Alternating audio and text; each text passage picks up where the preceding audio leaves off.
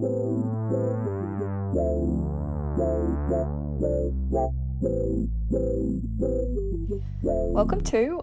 back to another episode of How Are We to Live, where we are asking people from all walks of life how they live, how they are doing and navigating the human condition and the beyond human in these turbulent, cool times. Today, we are lucky to be joined by Daryl Brown.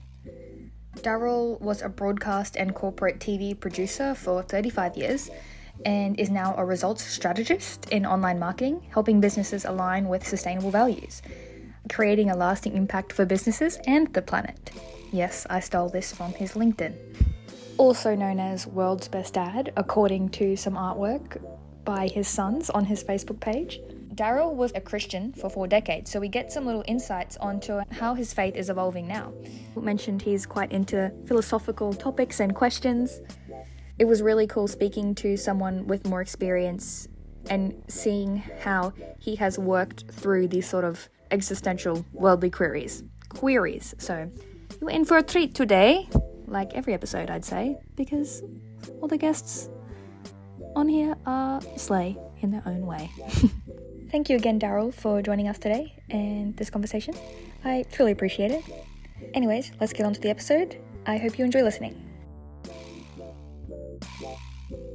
Also, I would like to mention, this is really off topic, but I really love the shape of your glasses. They suit you so much. Thank you. Yeah. Look, I went through a stage. I was obviously getting a little bit older. I was losing all this hair and I'm going, what? I just had to reinvent myself. The other ones were good too, but these are extra groovy. Yeah. Okay if I get into asking you some questions? Oh, absolutely. No, that's fine. But my first thing that I wanted to talk with you about, I guess, is you asked me a really cool question where it was, what are the sort of questions that keeps them up at night?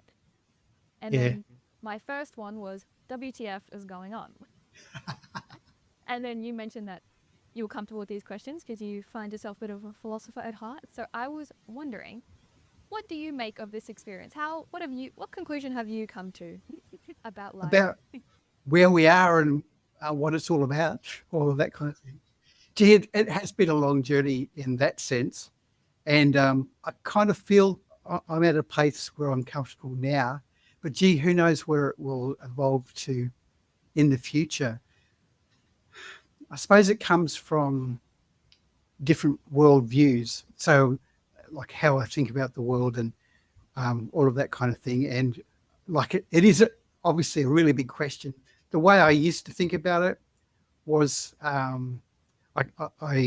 kind of made a decision in my early teens around believing in God and and the easiest way I felt at that time based on my upbringing was to believe in the Christian story of Jesus. And there were a number of big things about that I really was attracted to, and it's around that the idea of grace and of agape love or unconditional love, that kind of thing. And I thought, agape love is that the same as unconditional love, or? Yes, that's the kind of I suppose the definition, like it's unwarranted, unmerited, like it's the same kind of thing as with grace. It's like it's unmerited favor, I think, is one of the words that definitions we used to come up with. And I thought, this is really what is at the heart of life anyway. Like this is what it's about. And I was prepared to kind of fully commit to that. And basically, that's what I did. I went full in on that for the next 20, 30 years. But I suppose there's been a little bit of expansion since then, and then just actually asking questions about that tradition and so on. And so my idea of how the world is and how we sit in the cosmos has changed. But in the essence, I think that's still somewhat the same in some ways. That I don't know if I would say now that there's a gracious God looking out for us, like, in his flowing white robes or anything like that. But there is there is an order in the universe, and it's it's awe-inspiring, and it does seem to revolve as well around, well, there's order, and so many people today would say that we're just in a world of complete chaos, and there is everything's random and it's all completely chance. But I would say no, that even if you start looking at science and the way that scientists look at things, which is actually looking at order, looking at replicatable results, that there is order, and it's order to the nth degree. Like, it just keeps going and going and going. So you can go small, you can go large, and you can see echoes, or you can see patterns repeated, right? So whether it's in the smallest detail of the life and the biosphere that happens just under our soil, with all the little bugs and the microbes, converting stuff into nitrogen and then helping the plants and all that kind of stuff, through to like the same kind of society thing that we've got in the world. Through, you go back down into our intestines, and there's a whole world that lives inside there. So there's these worlds within worlds, and there's and patterns are repeated over and over again. There's order in that, and I love that. And what that says to me, and the other order that I see from that, is that it's actually about the force or an energy that's about life. It's about creating. So as opposed to that, we have, we see that, when we look at movies and things like that as well, there's the whole big theme about the energy that is pro-us, pro-life, and then there's the dark force that's about pulling everything down and destroying life and all of that kind of thing. But the energy is really there, like it and it's I think it's comforting, and I think there may well be a personality behind it, because like we are born to survive, and if you look at living things around us, we all have this. It's built into our DNA to grow and to create order out of something where perhaps there wasn't anything. So there's this whole energy in the universe that's about creating order and making sense of things, and we're part of that picture as well.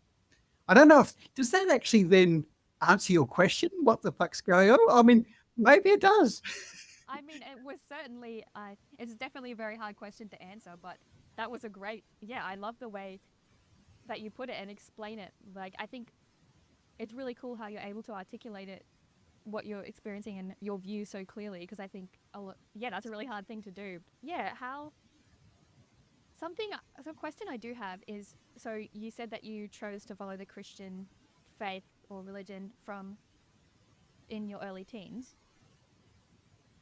and you were in there for almost 4 decades or something, I think you said, and because that is a lot of people that I know that are in a part of Christianity, it's very, like, I would find it hard to see them ever, like, their beliefs are so strong on it being that certain way. And I know this is a generalization, and I don't know Yes. so that's a preface to what I'm saying. But what caused the shift in mindset or belief for you? Okay. Well, there were a few things that were going on, and there were lots of unanswered questions that you didn't ask in some ways. And there is a culture, I suppose, the Christian culture, especially, let's talk about it as the Western church way, perhaps predominantly even Protestant way of looking at things, quite controlling, and you get shut down when you go outside their views.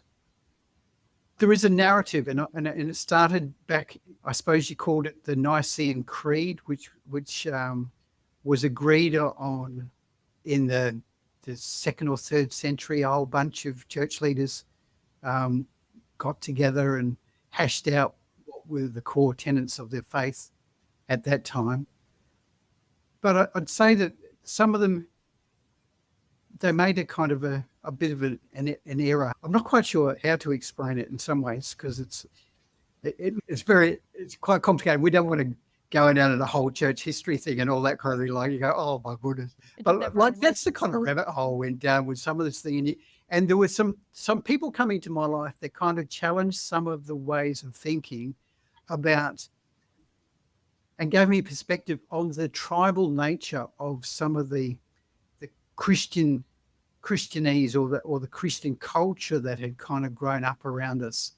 And it kind of go, oh, okay. So this is not actually, we were trained in Christianity to say, well, the Bible is it, like everything that the Bible says is true and correct. And it's inspired by God. And therefore, and then preachers and everyone else would actually then turn anything that was in there into something that would suit their narrative.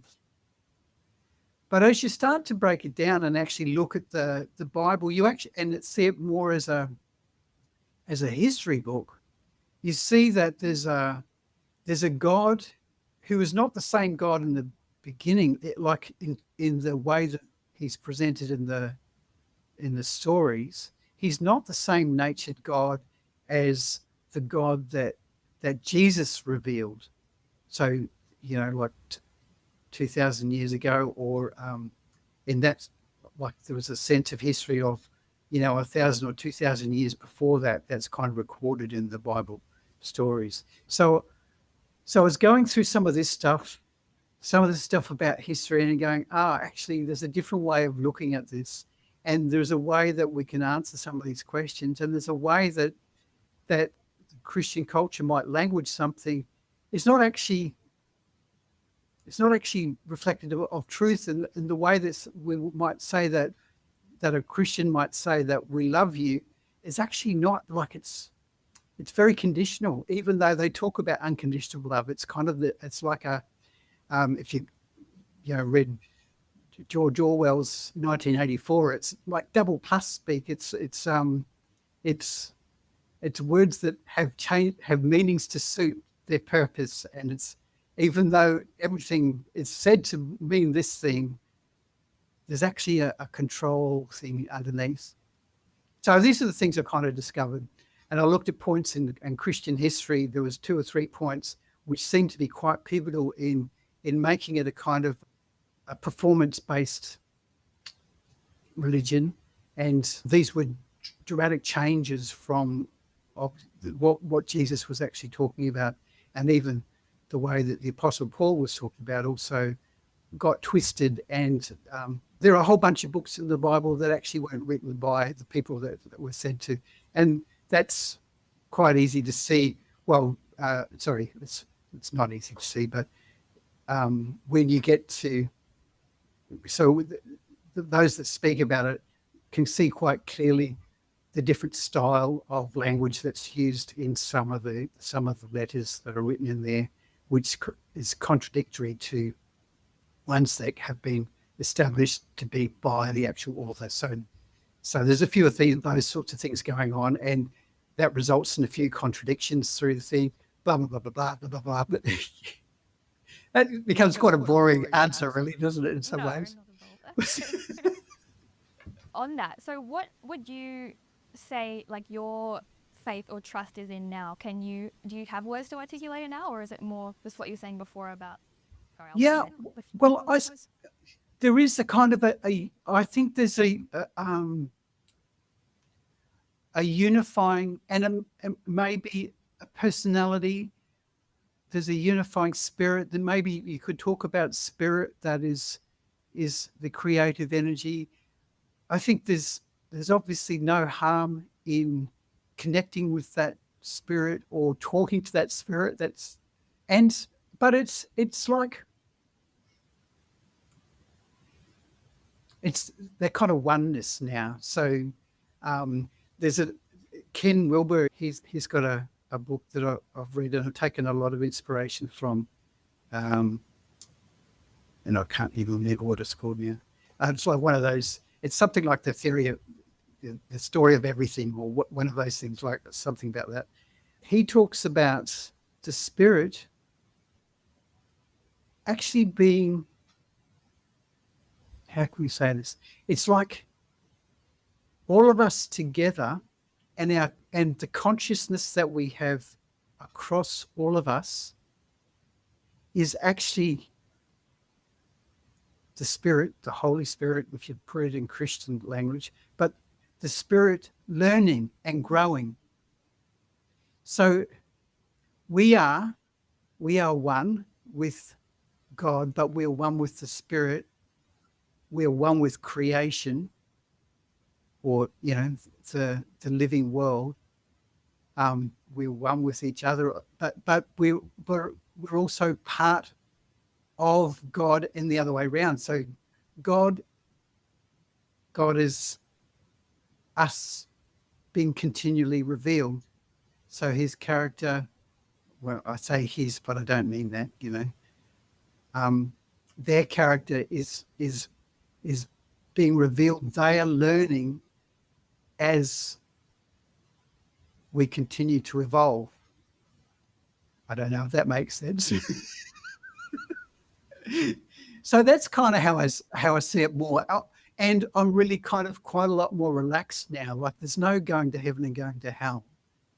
We are on this journey together. In fact, a lot of, I think when we look back at what Jesus was saying, he was saying that God is within. Like it's not like he's outside, he's separate from us. He is actually part of it.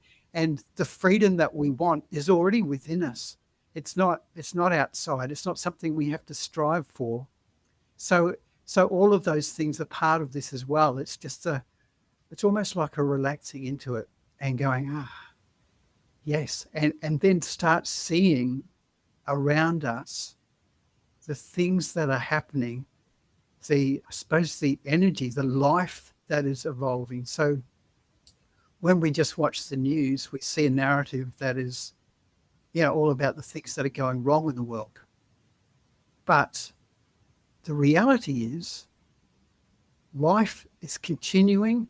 Good things are happening all around us. There are great things happening between people. There's loving and there's giving and there's growing. And there's new understandings the way we were as the human race compared to, say, 200 years ago.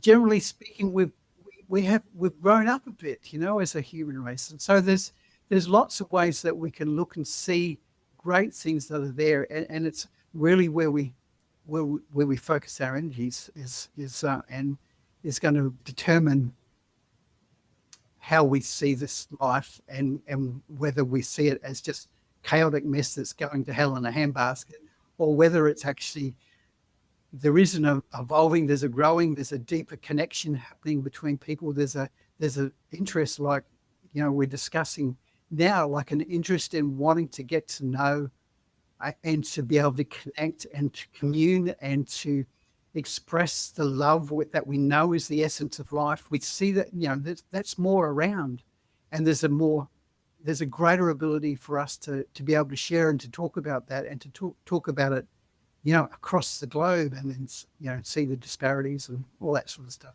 And, connect back with nature and to actually start to, instead of seeing ourselves as conquerors of the world, just to begin to see that we are part of the world and that we have so much to learn from the world, instead of being, we know everything. And, it's just because of science and everything that we do because we're science. What is that? Like, be humble, start to look and observe what's going on in nature. And like, there is so much more to unfold. And there's so much more that we can gain from as we kind of appreciate what is going on around us just in the natural world. Yeah. What you were saying about focusing, like what you focus on, you create more of. Where attention goes, energy flows. Yeah.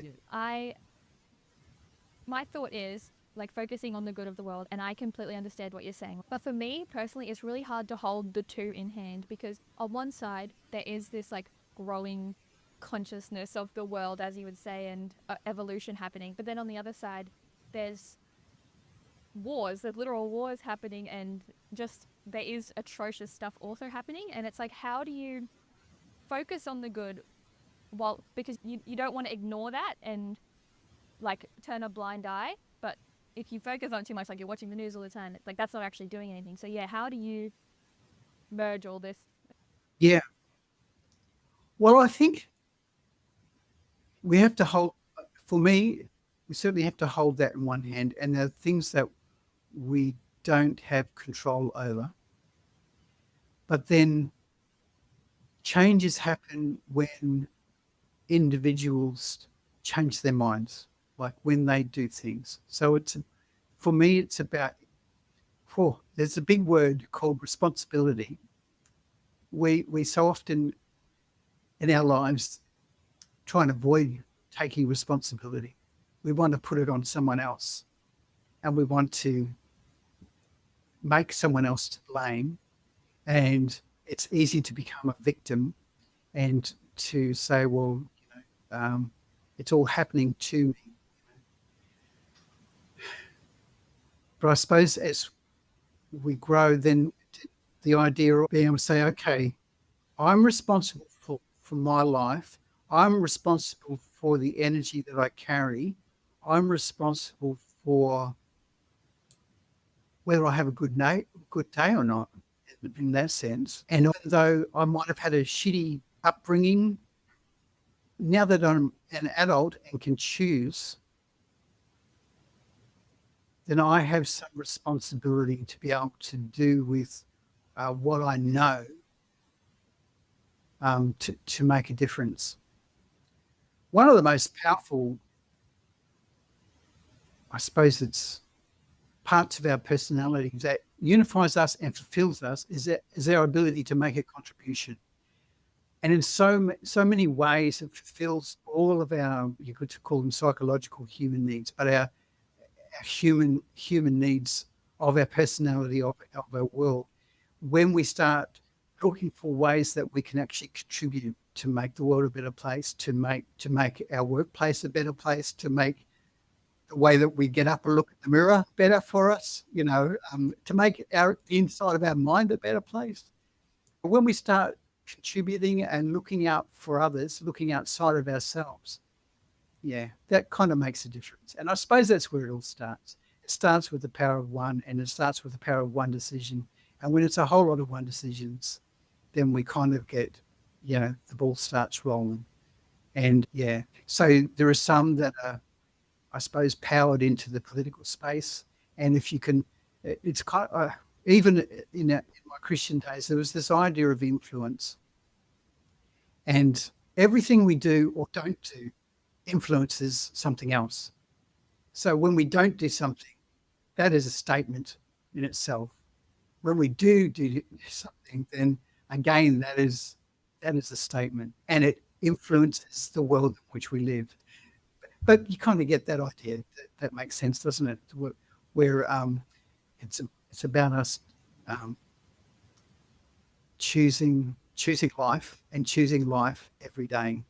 And choosing life, I suppose it comes down to moment by moment and whatever action we have to be able to choose that. Now, I'm not saying that I've got all my ducks in a row or anything like that, but I suppose that's something. I look at my day now and it's about what energy can I bring to it, but also how am I going to choose to see the world, and how am I going to.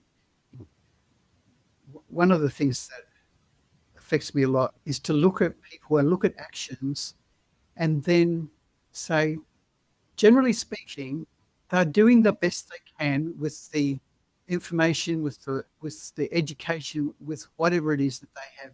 That there is no real intention to do bad. That's kind of almost it's a weird reality, because it's easy to judge someone and say, well, they're a prongo,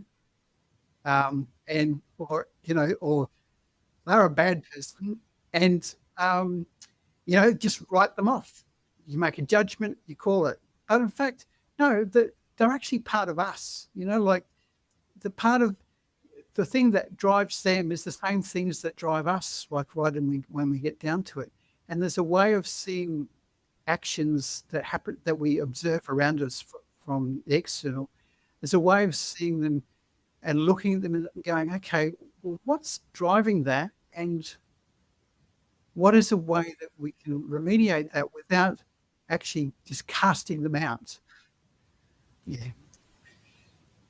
I had a kind of an example. I don't know if it's a good one or not. My wife and I have an investment property, and it's just been vacated, and it was left in pretty much a mess. And so it's easy to kind of write the previous tenants off.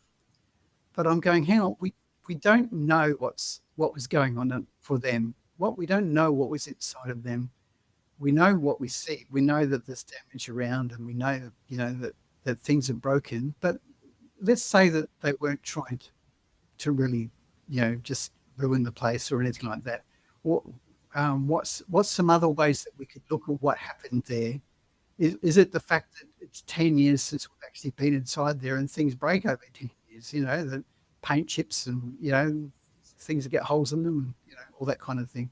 So I'm always kind of coming back to, okay, let's just not write them off yeah. It is a hard road to hoe sometimes because, it just looks like the evidence is right there, No, that was a great example. That's a good way to visualize it and picture what you're talking about.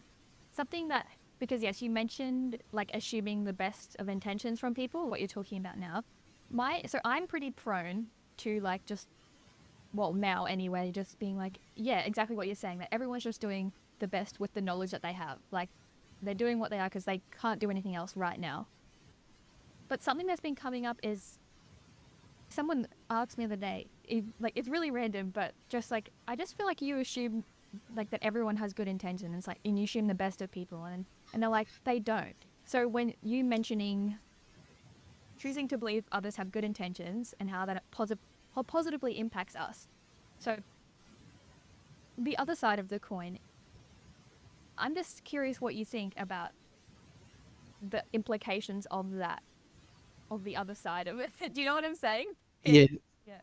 So when we think that perhaps, no, that's not true. So you either accept that or you don't. And I think it comes back to the whole thing about worldview in some ways, and then how we see, are we all part of the one, or are we some and they are the others?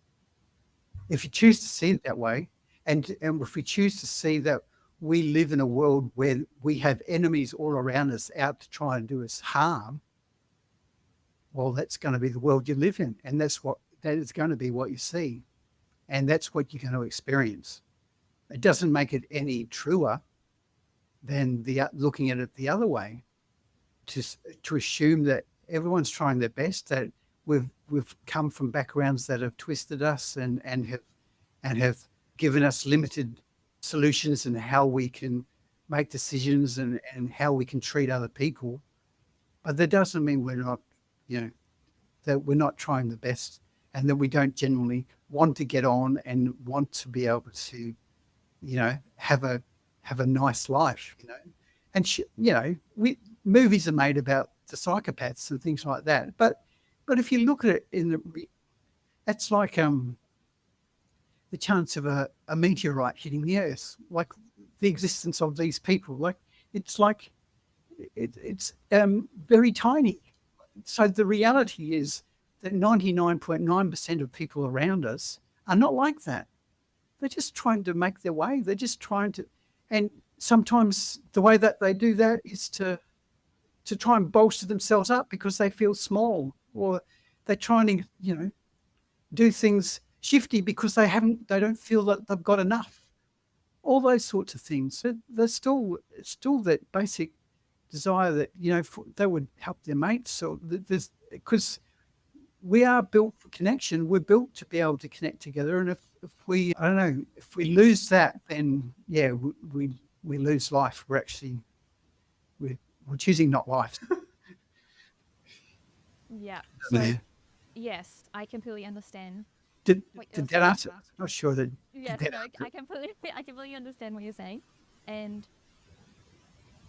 all that comes to my mind is the extremes that are happening. Like I keep Yes. hearing like I said before, wars and lots about human trafficking, like expediting and Like, Yeah. and literal slavery is more happening more now than it was back in the day. And it's just, how do you make sense of those sort of things going on? Like, how do you contend with that in your mind? Yeah. Well, again,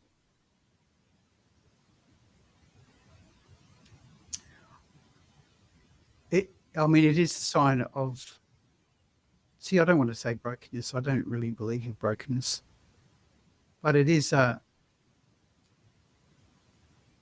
sign of people with worldviews, again, coming back to worldviews, that are so completely at odds to actually how life works, and who think that power and domination are going to lead to satisfaction and fulfillment, and money's going to do the same thing.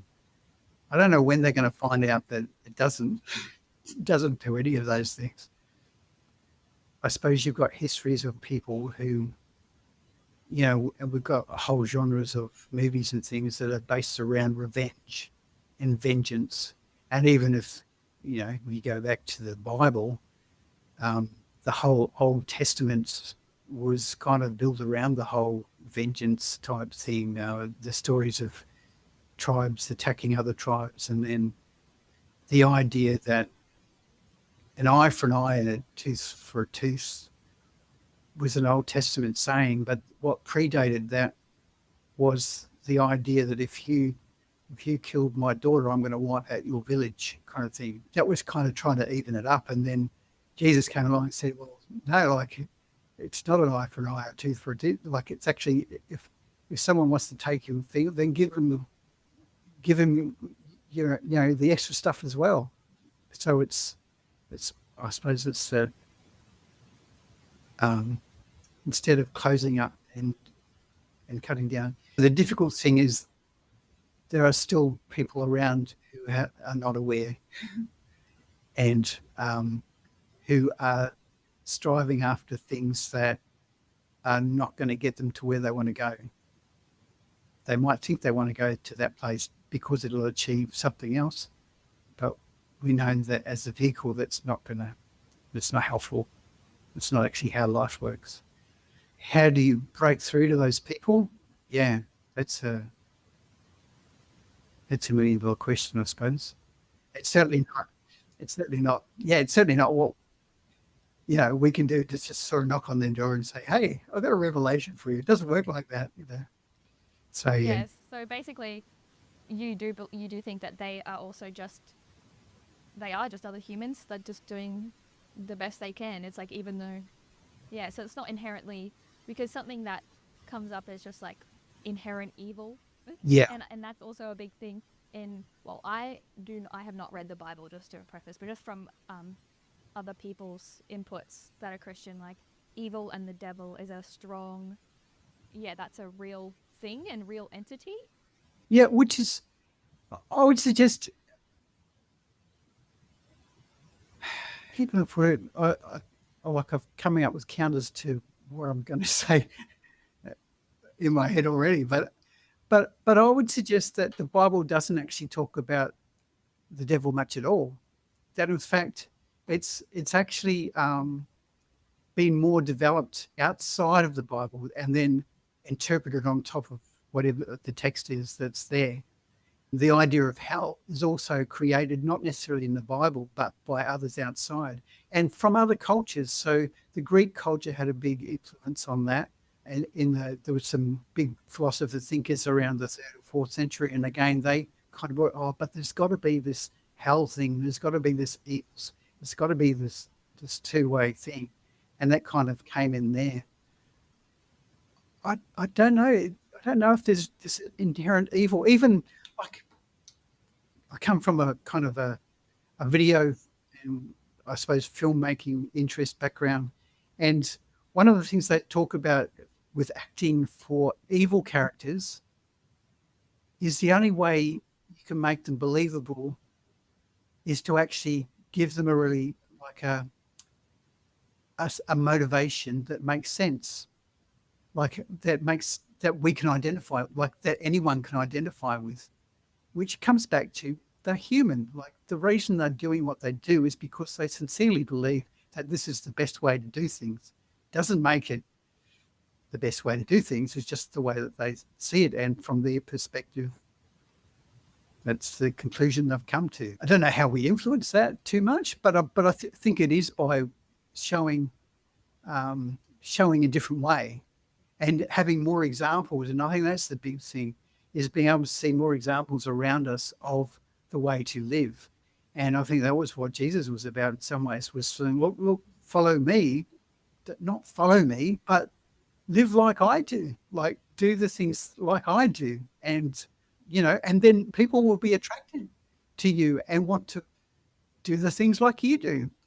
There was a great story on the news last night. This was a good news story.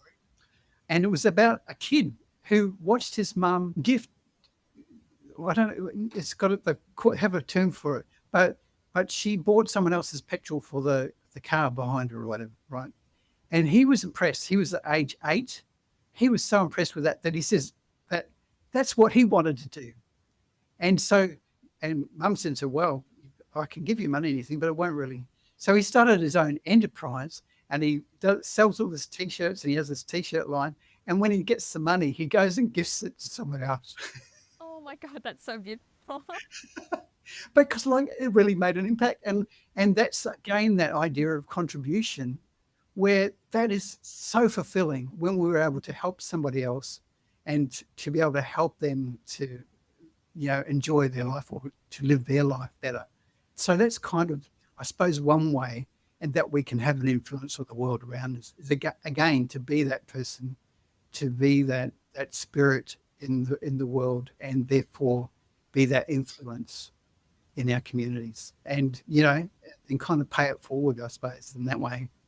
And just have faith. And that's, again, that idea of faith, but it's faith in the power of goodness, in the power of love, in the basic tenets of human nature.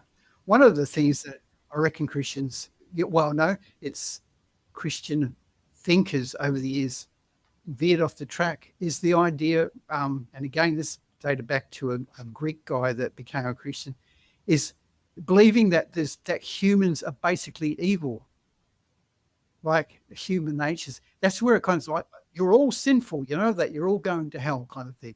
And without God, you're all going to hell. And that's a very linear way of looking at it. And yes, there's probably some ways you can say, well, there's a way to look at that. And you say, well, yes, if you don't have love in your heart, and if you don't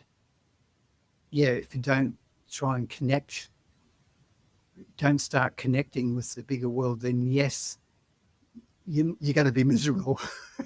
You're going to be isolated, and therefore you're in your own hell.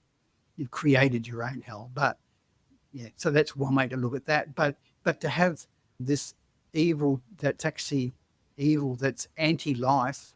So a living person who's anti-life, it's kind of, I don't know, doesn't seem to make sense.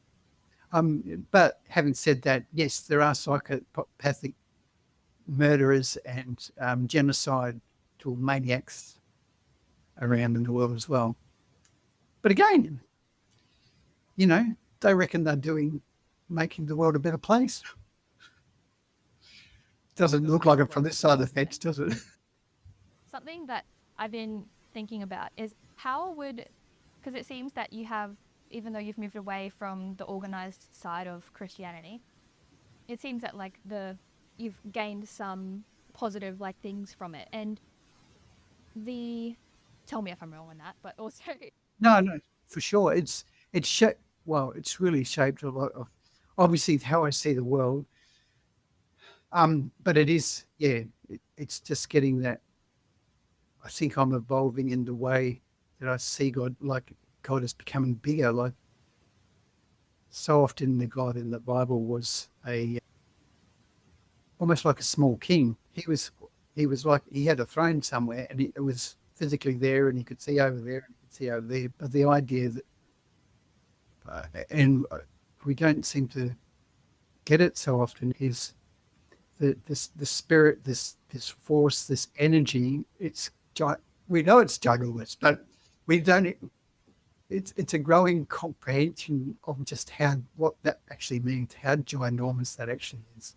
Yeah. Anyway, so you're halfway through a Oh question. no, no, thank you. I heard it put this way that Jesus is basically like a philosopher, and his message, separate from organized religion, is very powerful. It's just like an Yes. excuse. And I was just wondering, like, I really resonate with that, and I think that's really cool. I was just wondering, is there any way that you think people can explore Jesus, Jesus's message and philosophy, separate from the human input on it that has been sort of corrupt in some sense? Yeah. I explored this in my, what do you call it? My de-evolution as a Christian. There are a number of different translations of the Gospels, and they are done from people who are not entrenched in the Christian culture, like in the dogma and the doctrine, and they're just going with this with the spirit of the words and going back to the original Greek text as far back as they can, and just reinterpreting those from a I suppose you call it the cosmic Christ sense, of like the looking at it in a bigger sense. Instead of a tribal God, it's a cosmic God, and there are a few people that have done that. So those translations are around and offer a different perspective on the especially in English, of what the translations have become over the years. So they're valuable. And there's the Gnostic Gospels, and there's a few other things. There's a guy that was quite influential for us as well as we were kind of exploring this, and his name is Father Richard Raw, and he's written a book called The Universal Christ, and that kind of picks up on this. I think it's the universal Christ or the cosmic Christ, something like that. And he's picked up on that idea of the bigness of Christ, and of how to look at some of the events that have happened either in church history or through the context of what's written down in the Gospels, or the New Testament Bible and things like that, and just given different perspective on how you can look at that through the eyes of a non-condemning God, a God that does love us unconditionally and that has no judgment, and who basically is saying we are all saved. But part of that is coming to know that and to accept that. So it's not like something we have to do. It's not something we say at 4 o'clock on Friday night became saved. Like, no, it's not. It's like we are saved. We're saved from ourselves in some way. We're saved from, I suppose you call it that ego journey, or that we are saved from being trapped inside ourselves by understanding that there was a different way to live, that there are other ways to look at life. There are other ways to look at the world that actually lead to greater fulfillment, but also greater sense of contribution and a greater sense of connectedness with us all. And there is this all. There is this big family of humans. Yeah. Did that answer anything? Yeah. No, you did. I'm just absorbing it all because, yeah, you just have a lot of insights, and I'm really grateful to be hearing it and taking it all in. So that's just my thinking phase. Yeah. Um, I get off on tangents sometimes. I like to know that sometimes I go, what was the question? but what you were saying about like community and connection building, Yeah. that's something that you mentioned. Community Yeah. and what binds it together and builds it. And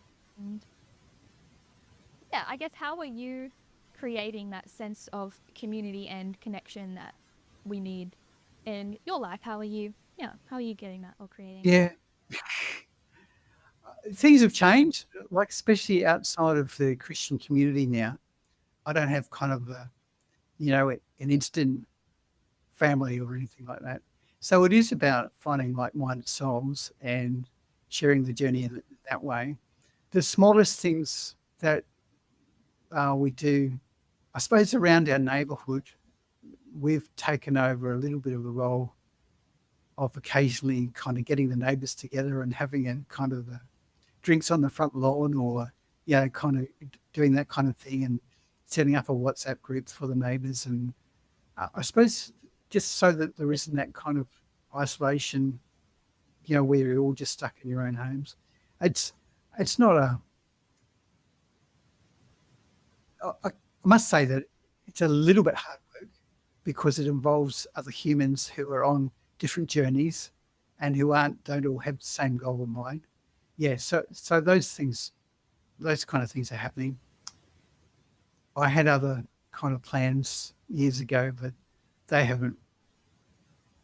Takes a lot of energy, and I feel sometimes that you do need do need to be having at least a core group of people who are on the same page, and who all have equal energy towards a vision, to be able to sort of be able to continue moving forward without just running out of steam.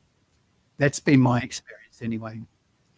You say that well, I don't know, you don't have to speak about it if you don't want to, but are you referring to when you're saying that you had some other vision in mind, but it takes a lot of energy? I'm just curious about that vision because what I saw from your Facebook with the regenerative, I'm going to Yeah, mess up the leaders. name if I don't look at it. I don't want to mess it up. But okay, regenerative leaders community. And then Yeah, you also shared a video a couple years ago about the upside down leaders community. yeah. I'm not sure if they sort of like It's merged kind of in. an involvement, and I had this whole picture of growing this group of leaders, and I thought this is, in terms of my contribution, that could be something I could do, is influence leadership styles and the way that leaders relate. Because, if we look at the culture of a country, or even of a business or anything like, a lot of it is shaped by the leader, who the one who pays the bills, or the one at the top, so to speak. And there was a kind of an idea that we could reimagine this, and there's a number of writers and, I suppose, philosophers who are kind of seeing that, the way that we used to operate in life and in business, where there was a kind of a authoritarian dominating kind of role, and that was what the leader was the one that was always out in front saying, "Come on this way," um, you know, uh, is not necessarily the way forward now, because in some ways, when we talk about leadership, it comes back to that word that I talked about before, responsibility. And what I think the best leaders today will do is encourage others to take up their responsibilities. And so, even within an organization or within any other group, there's this idea that we are all equal, and we all have the power within us to move the vision forward, and we all have a responsibility to contribute towards that, and we need to own that responsibility. And so often, with leaders, they're the only ones that are owning it. They're trying to pull things forward, so that comes back to the kind of a coaching approach, where you'd say, okay, we have to move forward together. We're not moving anywhere until we're all moving together. I can't drag you with, like, you can't be just, and you get the personality driven kind of leaders, and they drag people forward that. But what happens when that person's gone? Anyway, so there's that kind of idea of a leadership style that, again, kind of models the way that we can be as humans towards one another, gracious towards one another, understanding that we're doing our best or we're trying our best, understanding that we don't all have the same toolkit and helping people to explore what tools they do have and helping them to make the best of them and to contribute towards whatever the goal is of your group, organization, cause, mission, that kind of thing. So that was the embryo was looking at. I called it upside down to start with because I didn't have any other language for it. I thought, well, upside down, it's the opposite of what the other way was, which is top down pointing. No, it's actually like how can the leader be a facilitator for change by empowering all the other part of the team, group, community around them. Yeah. So that was that. So that's changed to regenerative because regenerative is now a word that kind of is gaining traction in the world, and people kind of perhaps understand that a little bit more. Probably to move on from the word sustainable to regenerative, which is again, it's about adding life. So it's actually not just maintaining life, but building new life and building new growth and to be able to do that with the people around you. There's the regenerative leadership side of that. And obviously we live in a world that could do with a bit of regeneration instead of take and digging holes in the ground and then, those that go, well, let's not take, but let's try and take a little bit and a little bit back. No. Let's try and look at a way that we can support the planet so that it supports all of life. And so, all of that sort of stuff. No, that is so amazing. It's really cool to hear you talk about that and your vision. And I think because I've always wanted to not always, but since I was like in my early teens, I'm 19 now, but when I was like 14, I've always been like trying to figure out how I can do something of my own and do my own business sort of thing, like the whole entrepreneurship thing. But then I got to a point where I was like, this is just not aligned. Like what business is, I don't want to do business if this is what business is, like taking in, like you have to be unethical or, and sort of, I think it's an innate human want to be in control and power and on the top. But I was like, doesn't mean we have to like feed into that, like we can focus on collaboration over competition and come together. And so I think it's really exciting, and thank you for sharing about it. No, well, it's good. I like that Darwin had this. No, there's a saying that's quoted about from Darwin all the time, and I think has influenced our culture over the last 200 years or whatever it was since he was taught it. And it's survival of the fittest. We've heard that, and it's kind of it's stripped it right back down to this. But the idea is that you have to be the fittest to survive.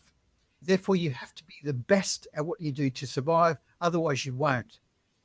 But when you look back at what and that has led to this whole development or support of the whole competition and win at all costs kind of approach to life. It's probably supported it more than, but it's used to kind of back it up. So, because this is the way nature is. But I would suggest that that's not the way nature is at all. And in fact, it probably wasn't even what Darwin was saying either. But in fact, probably what he was talking about was more, and it's a bit hard to say, it's not as pithy as survival of the fittest, but it's actually, this is the wrong way to say it, but you'll kind of get the idea. It's death of the weakest. And so when you put it that way, and if you look at nature, that's often what happens is it's the weakest, then we can start to look at it.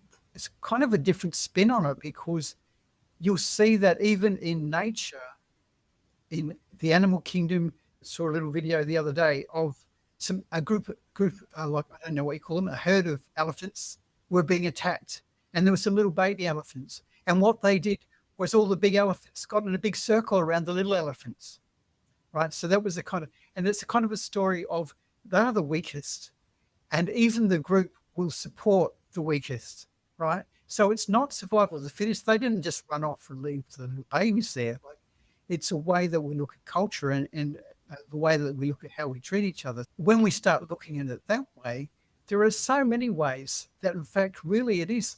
When we look around at how we can support the weaker ones in our communities and how we can how we can honor them, and that's a big thing on, and it just hasn't. It's going to take a while to trickle down because it's just the other way of looking at it.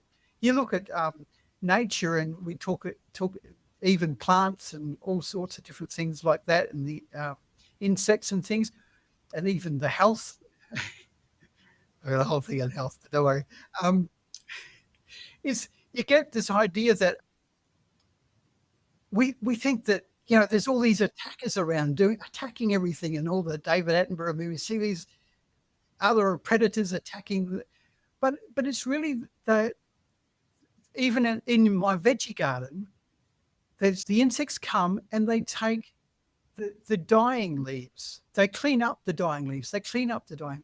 So there's this idea really that in fact there's a symbiosis that happens when you kind of when one creature lets go of something and another part of nature benefits from it. It's a bit hard, it's a bit hard to think about that sometimes. But here's the other thing I learned about plants is the stronger the plant is, the less the insects attack them. They don't like strong plants. They don't like the taste of them, so they'll actually go for the parts that are decaying and dying anyway. So it's quite helpful for the plant because they don't want that dying leaf there anyway, because it's just getting in the way of them growing strong and healthy. So it all serves a purpose. It's the same thing with bacteria. We have this, I think it's still a leftover from that whole devil thing, where we think that bacteria are terrible and horrible, but in fact they're the cleaner-uppers in nature, and they clean things up and they look after our bodies. In fact, bacteria live in our body like there's, I don't know, there's called like trillions apparently. It's living in our body and all over us, in our skin. They've got a whole bio thing on our skin and everywhere, and they're actually cleaning up, and they've got their own life cycle, and we're sustaining them with the parts of us that are dying off and regenerating. And and even in our sustaining, when we're processing food, it's the bacteria that kind of then converts that into the minerals and vitamins that our body can actually use. So they're pretty good little fellas, all those things. All those trillions of little guys we have along for the ride. Yeah, that's it. But it's a really, the way you put it, it's a really beautiful way to look at the world and what's happening. Like, even though we might not be able to see why the cheetah attacking the little baby lion is good in hindsight, it makes sense because it's all a part of the one system, and it comes back to we are all one at the end of the day. And yeah, just the way you put it is really, really clear visual, and I really love that way of looking at it. So thanks for sharing that. I do want to be mindful of time because you've been so gracious blessing us with your time, and I cannot believe it's already been an hour. Crazy to me.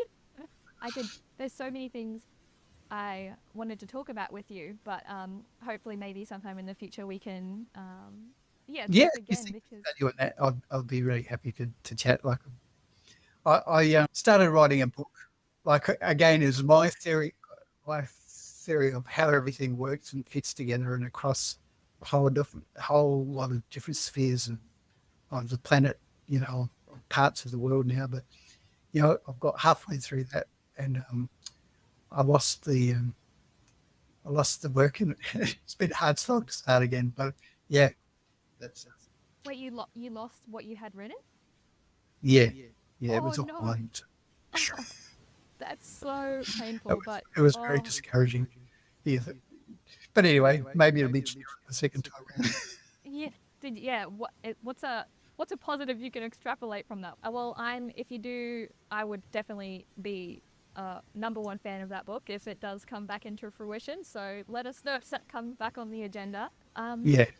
I was wondering, is there anything in particular that has been coming up for you in life, or that you want to talk about or share?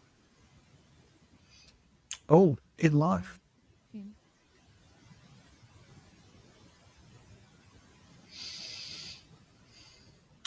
there's only those couple of big things I think that I've shared already. Look around to see where life is and assuming the best in people in that sense.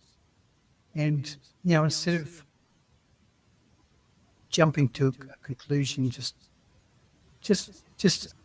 hold that tension for a bit of not knowing what was going on and how that, because potentially if you understood what was happening for them, you'll be able to connect with that.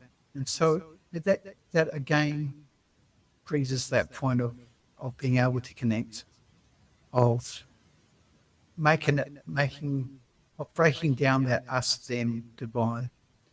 And some ways that's the future of the planet in some ways, but it's also how we can live more in peace with ourselves, rather than seeing ourselves in a world where we need to be angry all the time, or we need to be fighting the system, or fight. Like, look where the good is. They were saying this thing about changes in society. There's actually less done by the revolution side of things. It's actually more by simply a better system came along and people adopted it. So it's actually about start being that system, start being that new way of being, start being that new way of relating to people, or that different way from everyone on social media or whatever. And that's when we will see the world that we want come to be. Just like be the change you wish to see. Yeah. Yeah, really. It's not new news, is it? No, but it's a great reminder, because this is a thing that keeps coming up. Like, life is inherent. It's simple, but it's like so hard to execute, because there's all this stuff coming in to just cloud our vision and everything. So it's maybe simple stuff that we should know, but it's always great to have the reminders and being put in different words. So thank you very much. I want to ask you something, but also if you need to go, I completely understand and don't feel like, do you have time? Sure, yeah, go for it. But please don't feel obligated. No, that's all right. I was just wondering, with your, you've been vegan for 2 years. What, what made you go vegan? Okay. I wouldn't say that I'm vegan, but I'm definitely, because vegan is a philosophy as much as anything. Whole food, plant-based, you messaged me actually, that's what you said, sorry. Yeah. And look, it all comes part of this. I see it as all part of this big picture. I started studying around health when Corona hit, and there was a number of rabbit holes that went down there. We'll stay away from some of the stuff. But I came to see that in the same way that there were some key influences in the Christian journey that have altered the trajectory of the Christian church and made it what it is today, which is kind of a twisted version of what Jesus was talking about. In the same way, we've got a twisted way of how we work, how our bodies work as humans. And Louis Pasteur in the, what was it? That was the 1800s. He was a big character that came out with these ideas that there were these monster germs around everywhere, and they're all trying to attack us, and we had to kind of find weapons to shoot them down and to kill them and all that kind of stuff. But there was another way of looking at it as well, and that we as humans are defenseless unless we have all these special weapons against these invading armies of terrorist bacteria, and viruses that came up, which was another story about viruses. We won't go there. And so that was one way of looking at it, and that is basically the medical model we have today. It's kind of built. One guy was saying it's kind of built on the whole devil and goblins and evil spirits type of approach to life, as evil spirits are attacking us and there are devils around and they're going to try and get you and all that kind of stuff. It's the same story, except it's put into, medical terminology. So that's one way to look at it.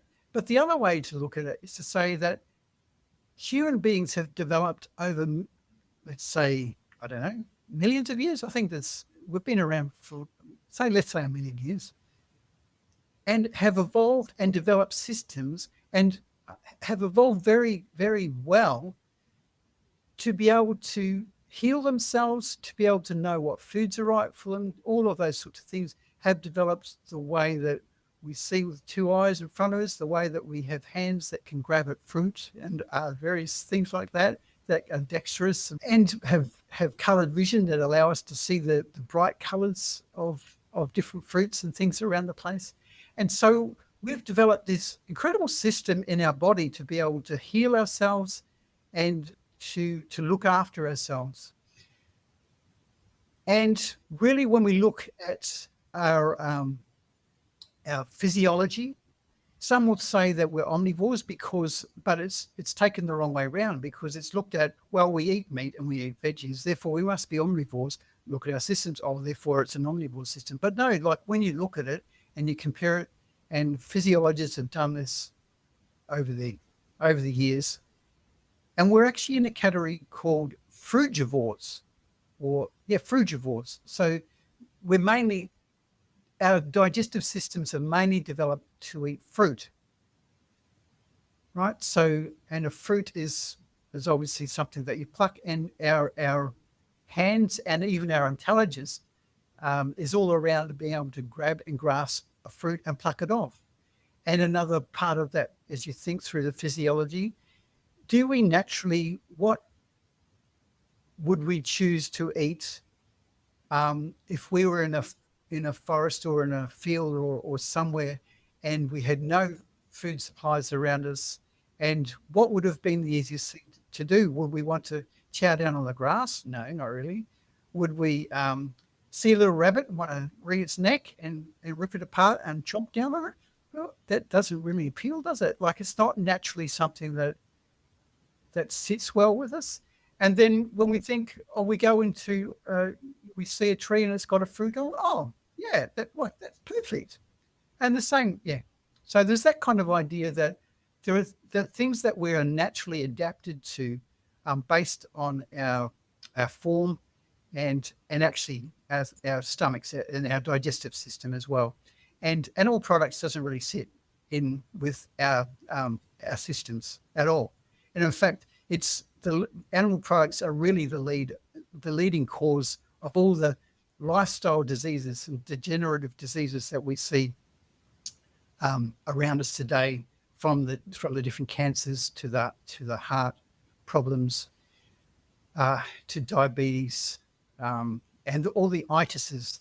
Itises are all to do with inflammation, and inflammation comes from the body is a healing response from the body. So it's all these itises are healing responses. We don't see them like that. We want to drug them out of existence, but the body trying to cope with toxins and get rid of toxins as they come into the body and are processed by the body. So that's my understanding of it.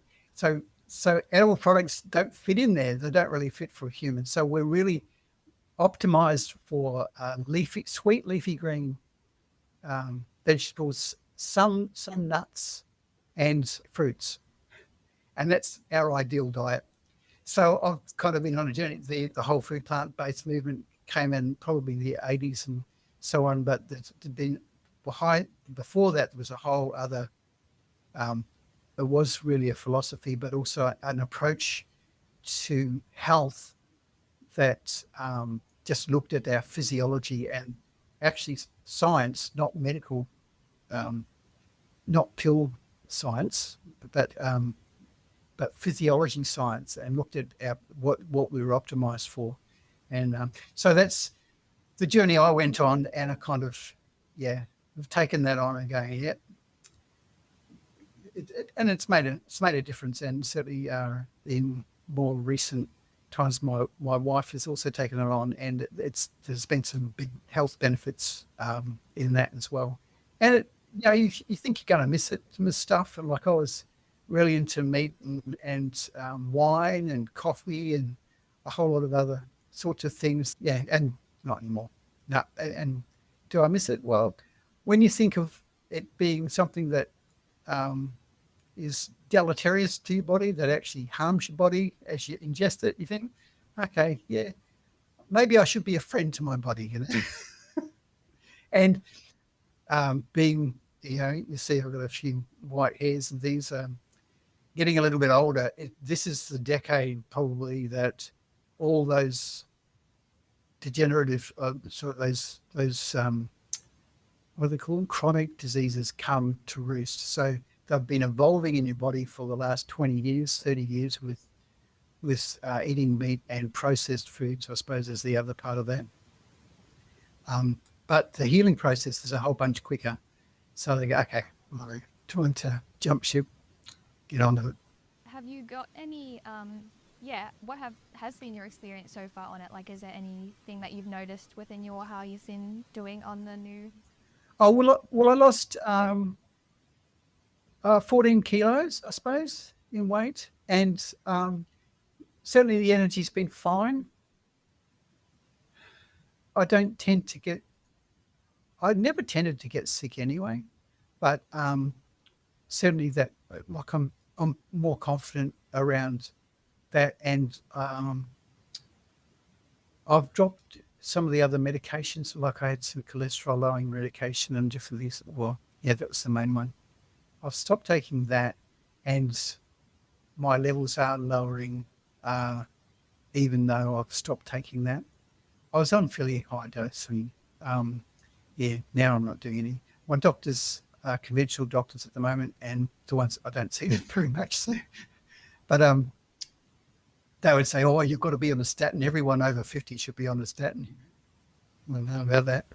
It's putting poisons in your body and some of this stuff. So it doesn't seem to be a natural way to help the body do all its healing that it needs to do. And it ends up that most of our medical system is kind of all around that, really just helping us deal with symptoms. And still the body's got to do the healing work. But in the meantime, while you're dealing with the symptoms, that's half of those symptoms are actually the body trying to heal itself. So if you're squashing them down, then it just means the symptom's going to come up in some other way as the body tries to deal with the toxicity or whatever that's going on in the body. Anyway.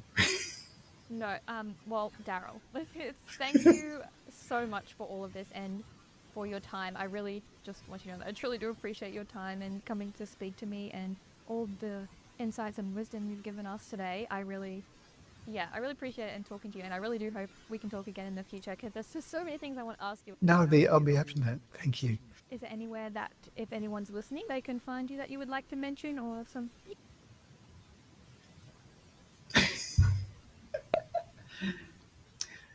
Look, I've got a Facebook page called ArxDaz, and it was a bit of ArxDaz, ARXDAZ.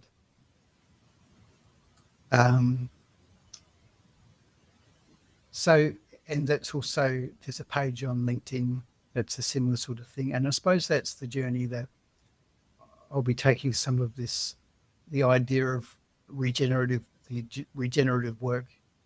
Yeah, and if anyone's interested in connecting with me, you can see a little bit of my thinking through those pages, and obviously can reach out to me from there as well. Okay, amazing. Well, I will stop this. If you're here listening, I just want to say I'm really grateful for you spending some time with us today. And if anything that Daryl said, or Daryl as a being and essence energy resonated with you, Daryl provided a link where anyone can book some time in his calendar to chat with him. And there's all the other stuff he mentioned where you can find him as well. Let me know, as always, I would love to hear any thoughts it sparked in you and your opinion on these things. The podcast's Instagram will be linked in the description, so you can contact us through there. Okay. I don't think I have much more to say right now. So, which is probably, you're like, thank fucking God, shut up. Anyways, I will see you next time. Have a good day. Peace and love. Goodbye.